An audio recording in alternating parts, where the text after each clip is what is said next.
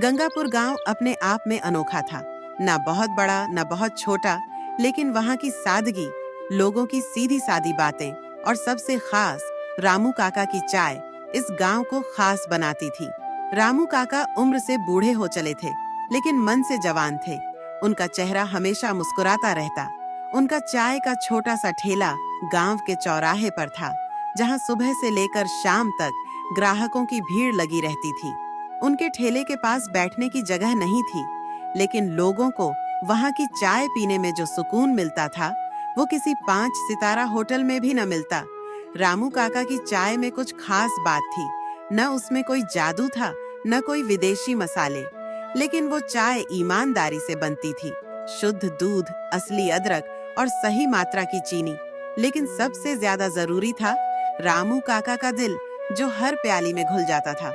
रामू काका का एक बेटा था, मनोज।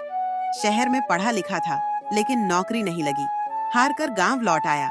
मनोज को पिता की ईमानदारी से चिढ़ होती थी। बाबा, आप इतनी मेहनत करते हो और कमाते क्या हो? 20 साल से वही ठेला, वही गिलास, वही कमाई। जरा दिमाग लगाओ ना, दाम बढ़ाओ, दूध में थोड़ा पानी मिलाओ, मसाला कम करो। लोग क्या समझेंगे?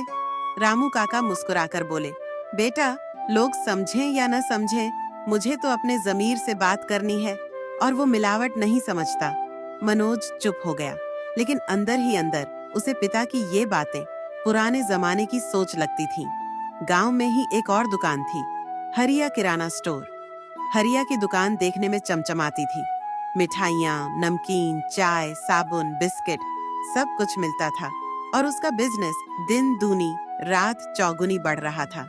लेकिन हरिया के तरीके साफ नहीं थे। वो दूध में पानी मिलाता था, मिठाई में मिलावटी खोया और नमकीन में सस्ते तेल। लोगों को दिखावे में स्वाद अच्छा लगता था, लेकिन धीरे धीरे उनकी तबीयत भी बिगड़ती जा रही थी। मनोज को लगा, यही असली तरीका है तरक्की का। उसने हरिया से दोस्ती कर ली। हरिया ने मनोज को काम पर रख लिया। मनोज को पैसे भी ज्यादा मिलने लगे। वह रोज नए कपड़े पहनने लगा, मोबाइल बदला, और गांव में लोग उसे बिजनेसमैन कहने लगे। एक दिन हरिया ने कहा, मनोज, अब तू खुद का स्टॉल खोल ले। मैं माल दूंगा आधे दामों में। तू बेचेगा असली कहकर, लेकिन अंदर से समाज गया ना।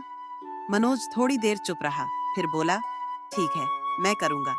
अब उसका ठेला रामू काका के सामने लग चुका था। नई सजावट, बढ़िया चाय, मसालेदार बिस्किट और जोरदार प्रचार। लोग खिंचते चले गए। मनोज के ठेले पर भीड़ लगने लगी। गांव के लड़के, काम पर जाते मजदूर, यहाँ तक कि कुछ बुजुर्ग भी उसकी दुकान पर चाय पीने आने लगे। कारण 10 रुपए में बड़ी प्याली, फ्री बिस्किट और चटपटी चाय। रामू काका का ठेला अब खाली रहने लगा। मनोज को लगने लगा कि उसका सपना सच हो रहा है। पैसे भी ज्यादा आ रहे थे, और गांव में उसका नाम भी। वो अब अपने बाबा को पुराना सोच वाला मानता था, लेकिन धीरे धीरे चीजें बदलने लगीं। एक दिन गांव के मास्टर जी, जो रोज रामू काका की चाय पीते थे, मनोज की दुकान से चाय पीकर लौटे तो उन्हें उल्टी दस्त हो गए। फिर 3 और लोगों को पेट दर्द की शिकायत हुई। सबका एक ही जवाब था, मनोज की चाय पी थी आज। गांव के स्वास्थ्य कार्यकर्ता आए, और उन्होंने मनोज की दुकान से दूध और मसाले की जांच की। पता चला, दूध में सिंथेटिक पाउडर और मसालों में सस्ते केमिकल हैं। गांव वालों का भरोसा टूट गया। हम सोचते थे कि नई पीढ़ी कुछ नया करेगी, लेकिन ये तो सेहत के साथ खिलवाड़ कर रहा है। मनोज का ठेला एकदम सुनसान हो गया। लोग दोबारा रामू काका की दुकान पर लौटने लगे। रामू काका ने मनोज से कुछ नहीं कहा, बस वही पुरानी चाय, वही मुस्कान और वही ईमानदारी से बना हर प्याला। एक रात मनोज चुपचाप रामू काका के पास आकर बैठा।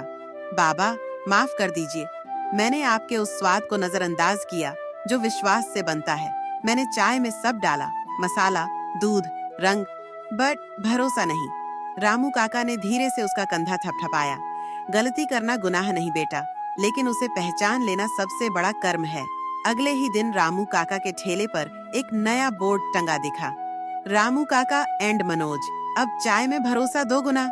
मनोज अब रोज सुबह जल्दी उठकर दूध लाता, मसाले पीसता और चाय खुद बनाता। अब वह बाबा से चाय बनाना नहीं, जिंदगी जीना सीख रहा था। गांव वालों का प्यार दोबारा लौट आया। लोग कहते, अब रामू की चाय में दो जमाने का स्वाद है, अनुभव और जोश। उधर हरिया की दुकान भी अब उजड़ने लगी थी।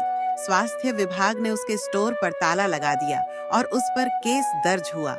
जिस दुकान को मनोज ने तरक्की की मिसाल माना था, वो लालच की मिसाल बन गई।